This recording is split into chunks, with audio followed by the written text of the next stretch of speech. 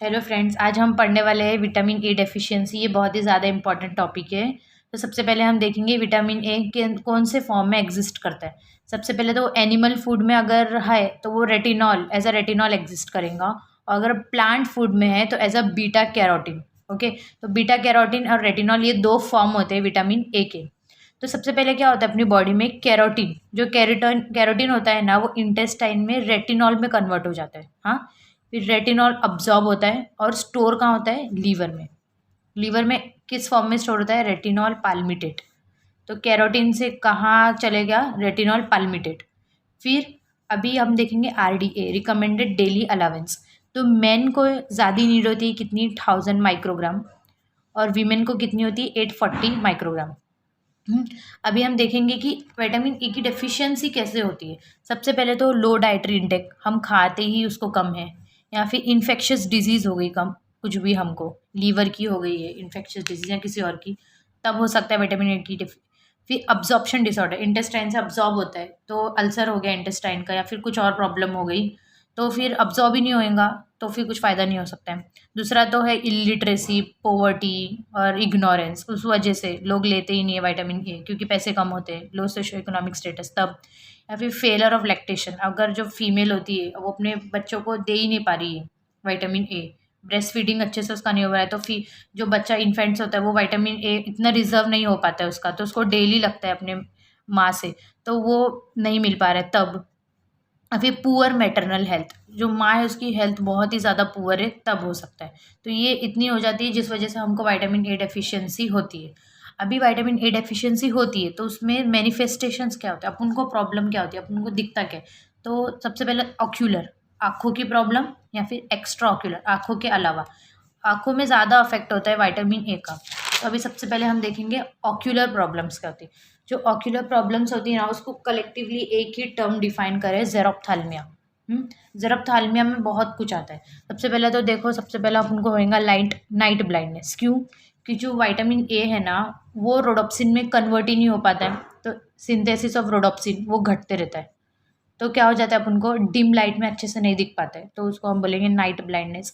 फिर होएगा कंजक्टाइवल या फिर कॉर्नियल जेरोसिस। जेरोसिस मतलब कंजंक्टाइवा या कॉर्निया है ना, वो एकदम ड्राई रिंकल्ड हो जाएगा और एकदम पेल, उसका जो शाइनी कलर होता है ना कंजंक्टाइवा का, वो पूरा डिसअपियर हो जाएगा।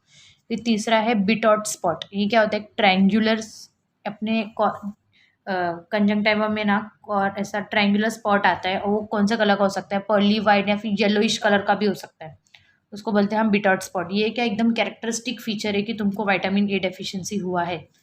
फिर चौथा है केराटोमलेशिया।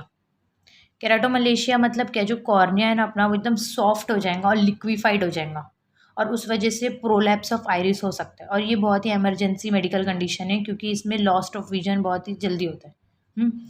फिर पांचवा है कॉर्नियल अल्सर हो सकता है हमको, क्योंकि विटामिन ए की कमी से ऑब्वियसली कॉर्नियल अल्सर हो सकता है, और कॉर्नियल अल्सर हो गया तो कॉर्नियल परफोरेशन की वजह से विजन अफेक्ट हो सकता है।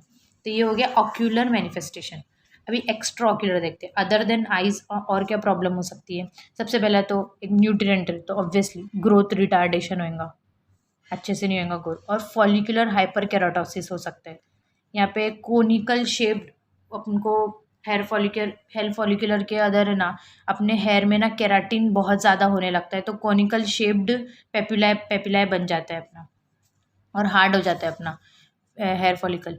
फिर एनोरेक्सिया हो सकता है अपन को, और फिर यूरिनरी कैलकुलाई हो सकता है, और फिर दूसरा है रेस्पिरेटरी या एलिमेंटरी इन्फेक्शंस। ये हो गया एक्स्ट्रा ऑक्यूलर।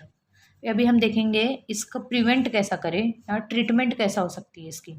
तो सबसे पहले तो हेल्थ प्रमोट करो, तुम लोगों को बताओ, educate the mother about breast feeding, कि तुम तुम्हारे इन्फेंट्स को डेली बेसिस पे ब्रेस्ट फीडिंग करो, और खुद भी विटामिन ए रिच फूड्स खाओ।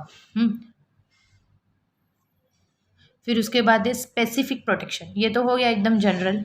स्पेसिफिक प्रोटेक्शन क्या है, फूड फोर्टिफिकेशन। फूड फोर्टिफिकेशन मतलब फूड में तुम और एक्स्ट्रा न्यूट्रिएंट ऐड करो, जैसे कि मिल्क पाउडर में, या फिर कुछ और जिससे विटामिन ए मिल सकता है। फिर अपन को स्पेसिफिक प्रोटेक्शन में आएगा 9 डोसेस ऑफ विटामिन ए, अपन जो बच्चों को देते हैं 9 डोसेस ऑफ विटामिन ए देने का 9 मंथ से लेके जो 5 ईयर्स तक चलती रहती है। अभी डोसेज कैसा है वो, अगर बच्चा 1 साल से कम है, 1 ईयर से कम है, तो 1 लाख इंटरनेशनल यूनिट देने का। और अगर वो 1 साल से ज़्यादा है तो 2 लाख इंटरनेशनल यूनिट। लेकिन वो अगर 6 मंथ से भी कम है तो सिर्फ 50,000 इंटरनेशनल यूनिट।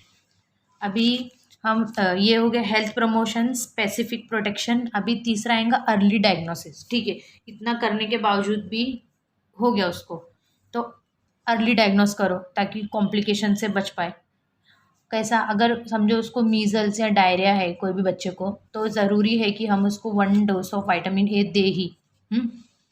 फिर अगर ये भी होने के बाद उसको हो ही जाता है समझो ज़ेरोप्थाल्मिया, तो एक काम करेंगे, हम डिसेबिलिटी को लिमिट करेंगे, उसको आगे नहीं बढ़ने देंगे।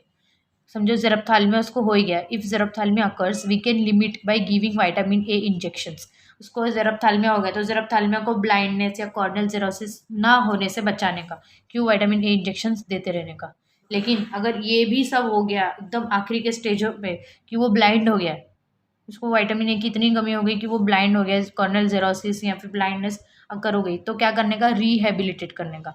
मतलब जैसे कि ब्लाइंड बच्चों को ऑकवर्ड फील ना हो, लोग को सोसाइटी आइसोलेट ना करे, इसके लिए स्कूल्स फॉर ब्लाइंड करने का, और लोगों को ऐसी जॉब पे लगा के देने का जिससे वो अपने खुद को सर्वाइव कर सके।